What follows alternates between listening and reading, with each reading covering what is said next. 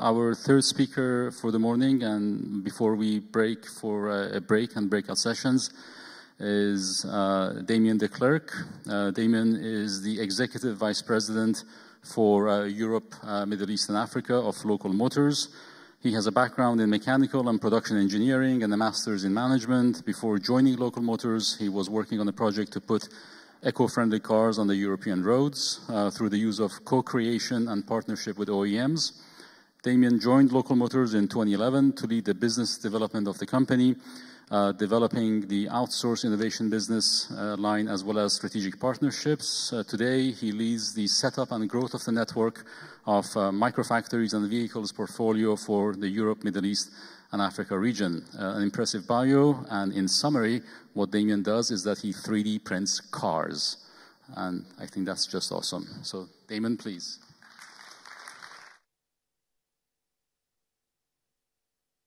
I think I have a mic. Can you hear me? Yes, great. Perfect. Well, thank you very much for the introduction. I wrote it, so I was expecting people to read it, not somebody to read it to you. So I apologize for the long introduction. My name is Damien. I joined Local Motors a couple of years ago, and I've been having a lot of fun working for that company. Who has heard about Local Motors in the past? That's not a lot of hands. So that's good. I'm going to make a little bit of education today. We've had great introductions and great presentation about tech companies. Well, Local Motors is also a tech company. Let's see if I got it right. Yes. Local Motors is a tech company that is also involved in hardware. We design, build, and sell vehicles. The same way OEMs in Germany like Volkswagen, Daimler, BMW are building cars, designing, building, and selling cars, and making revenue out of selling those vehicles. We do the same. The same thing, except for the first two parts, design and building. We're doing it a little bit differently. The battery may be a little bit flat. I'm going to try it again. Okay. First, the way we develop our vehicle, the way we design our vehicle. We do it through a collaborative development process that we call co-creation.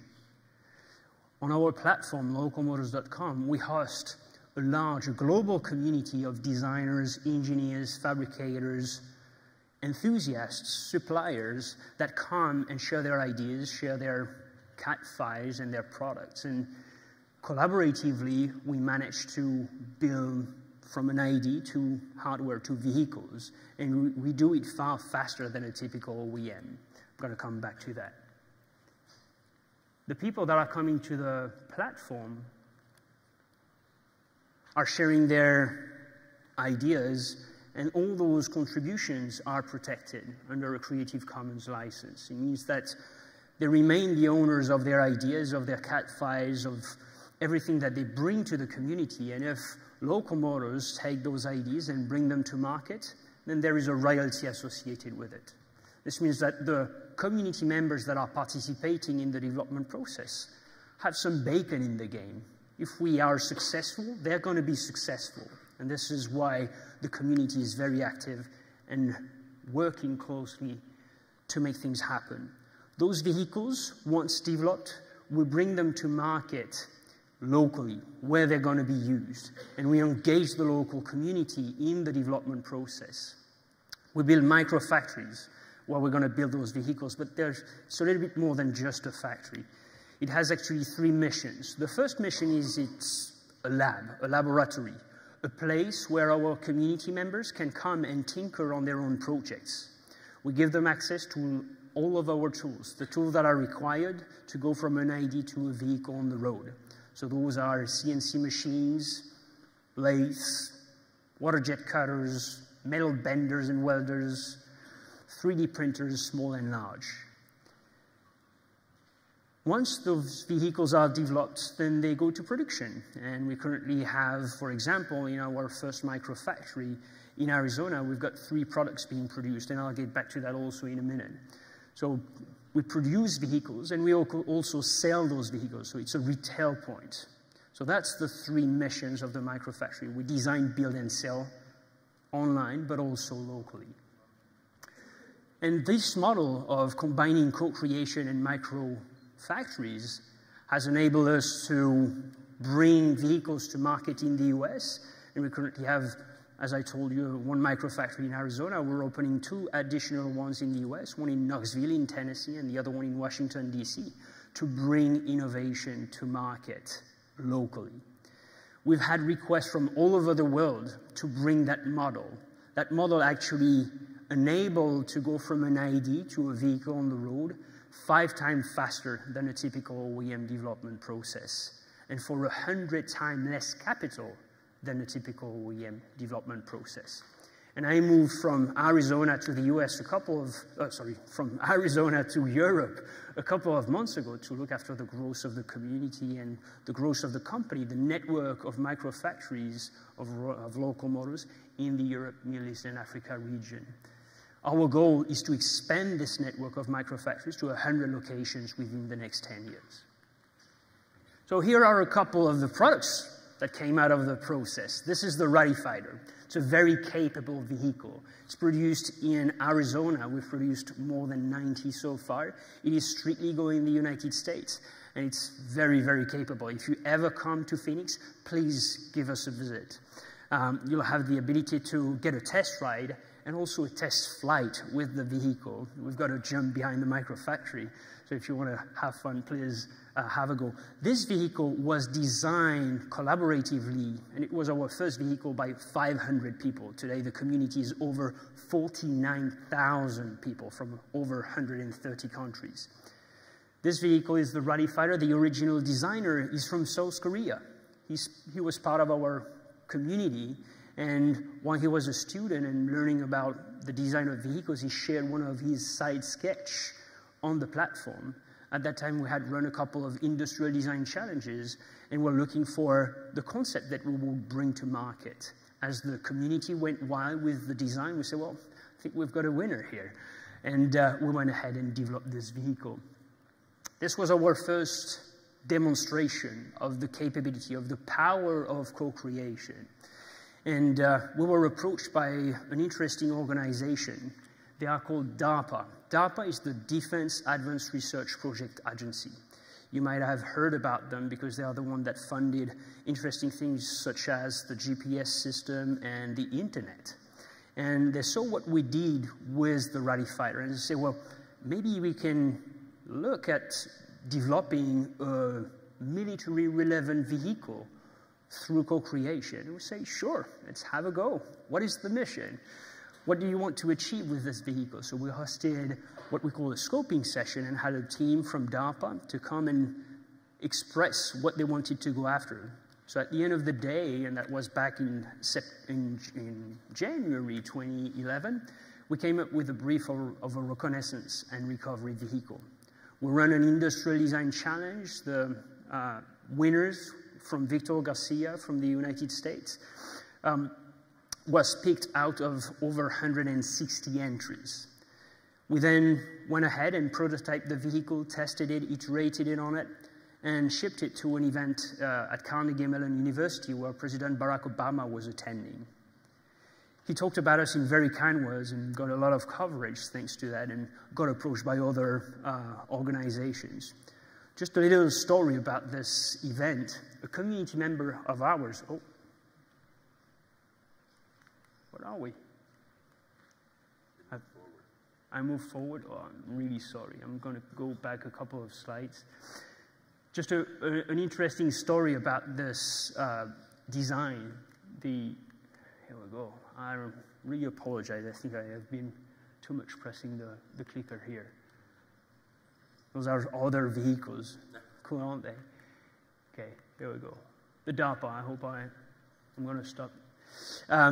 One interesting story about this one. One of our community members who participated in the design challenge of the XC2V wrote to us and said, well, I heard President Barack Obama talk about the 162 community members that participated in the development of that vehicle. And I almost cried because I knew he was talking about me. This is just showing how we're involving a broad community that typically couldn't access this type of projects and being a real contributor to it. Quick stat about this vehicle. To go from this scoping session to the vehicle delivered, it took us 5 months.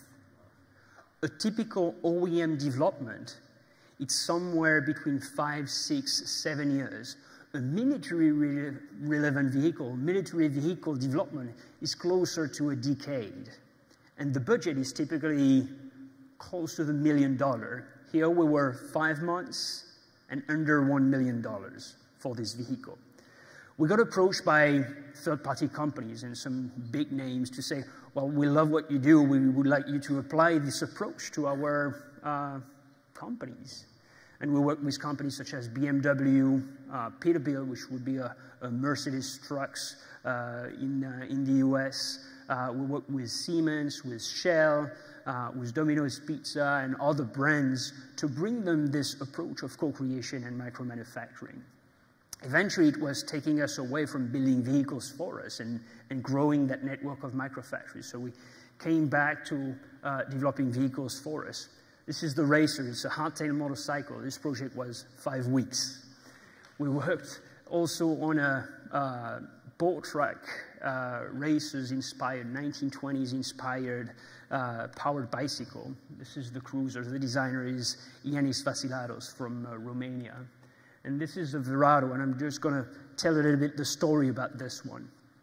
This is about empowering our community members. This is an example of a project that was generated by a community member coming to the microfactory in Arizona. And he had an idea. He had seen those viral videos about people going downhill on drift trikes, having a lot of fun and being kind of the new extreme sport out there. But he felt that, you know, going up the hill is okay, going down the hill is okay, but you still need to go back up. And therefore, you need to have a friend that pick you up and down. And that's just not very convenient. And also, as he's living in Arizona, the country is fairly flat out there. So he said, well, I'm going to fit an in-wheel motor on the front hub and see if I can drift on the parking lot.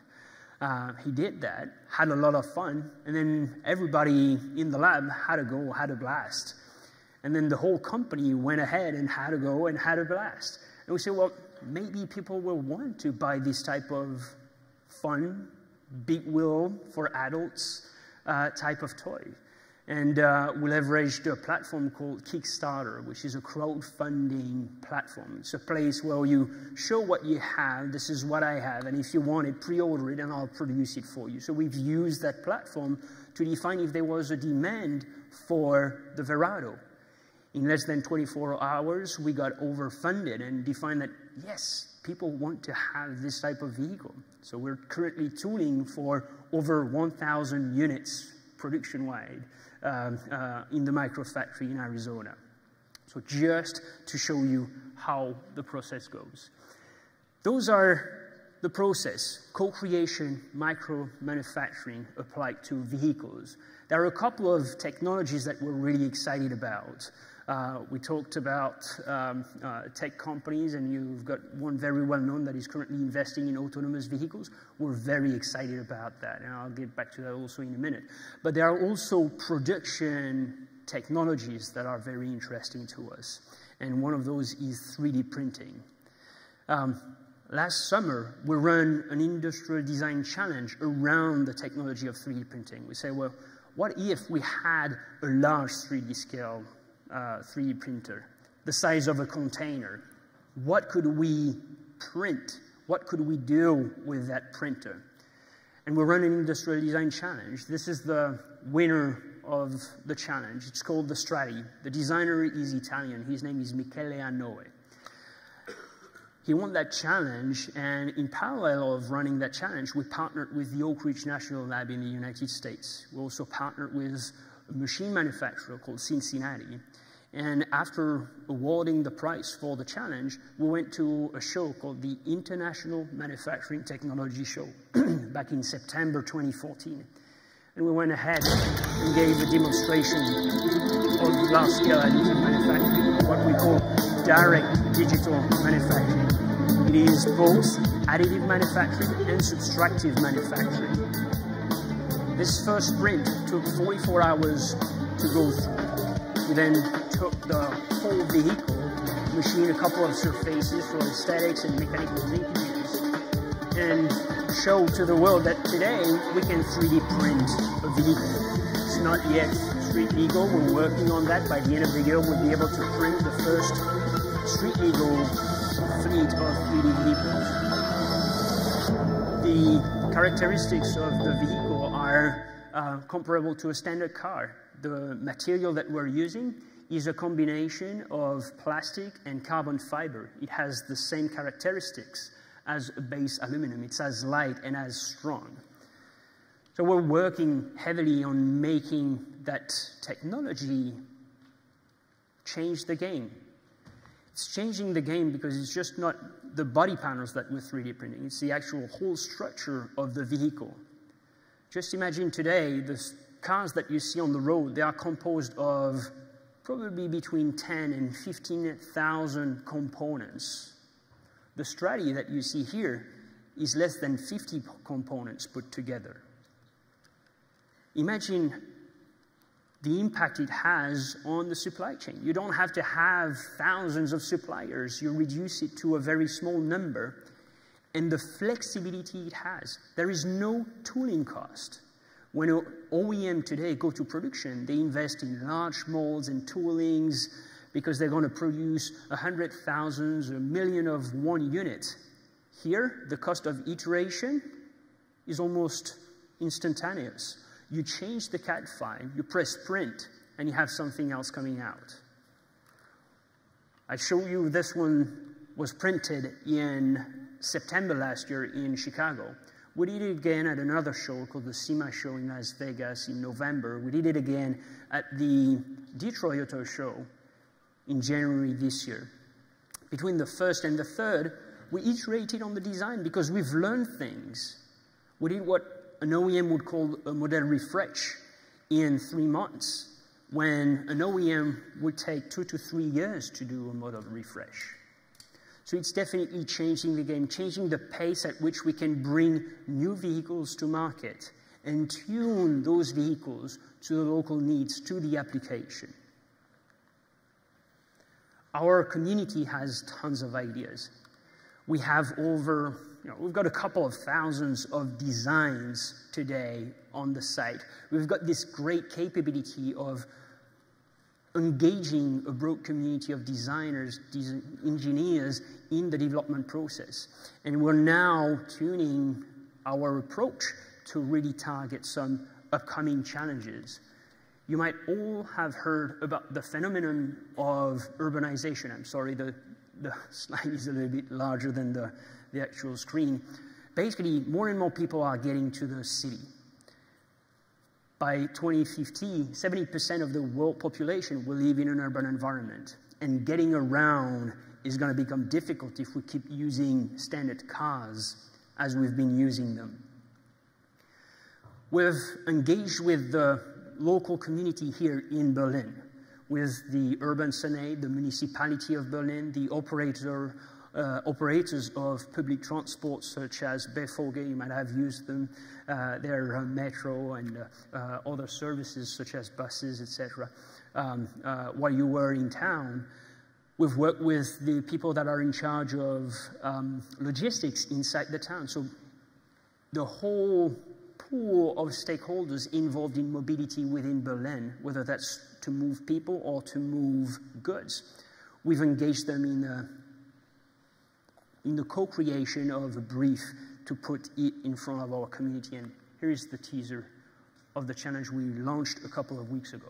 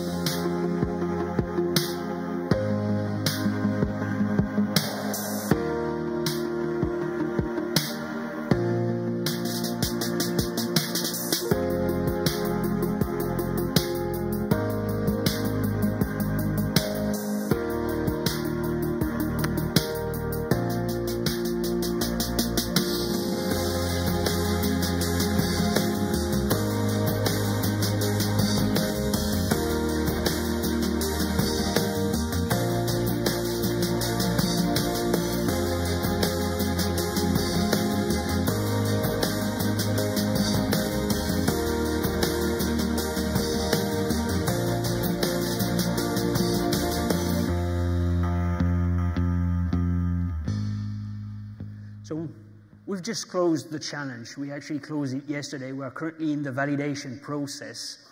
Next week, we're going to host an evaluation session with all those stakeholders and define which one of the today over than 80 concepts that are shared on the challenge page are the most relevant for those local stakeholders. We'll engage with them in the refinement of those concepts and prototype those vehicles towards the last quarter of this year here in Berlin. If somebody else, another location, another organization elsewhere wants it more than Berlin, then we'll go where the demand is. And we've been again approached by a number of those organizations and are looking forward to engage more with them. This is what locomotives do for vehicles. And this approach of co-creation and micro-manufacturing can also be applied to other areas related to hardware. And we've been approached in the past by interesting companies, and lately we've started working with a company called General Electric. They're not new. We've heard about them in the past. They're fairly large. And basically they came to us and say, the same way you are disrupting the way you go to market for a vehicle, we'd like to apply it to another vertical, another application. And they came to us and said, well, for appliances, for example, we're very good at producing 1 million of one appliance. This is what we do. This is what GE is wired for. We have great teams that are working on prototypes, etc. So we're able to do one-offs, probably not very efficiently, but we're able to do that. But everything between the 1 and the 1 million, we're completely unable to do that. And we would like to see how you can bring that model to us. So if you go today to firstbuild.com, this is our platform. We are powering a community of designers, engineers, and enthusiasts around the field of appliances. And we've built a microfactory to build those innovations. We currently have over 12 products in the pipeline for firstbuild.com, and we've recently crowdfunded an appliance, a cooktop appliance that you can do very advanced cooking with, such as sous vide, and basically chef-grade appliance that we provide to everybody in their kitchen. Again, got overfunded after 24 hours, and it finished the crowdfunding campaign at 800% of the crowdfunding goal. So just show that the approach that we're applying to vehicles can also be applied in other hardware. So I hope this was of an interest to you, and if you have questions, I'll be happy to answer them. Thank you very much.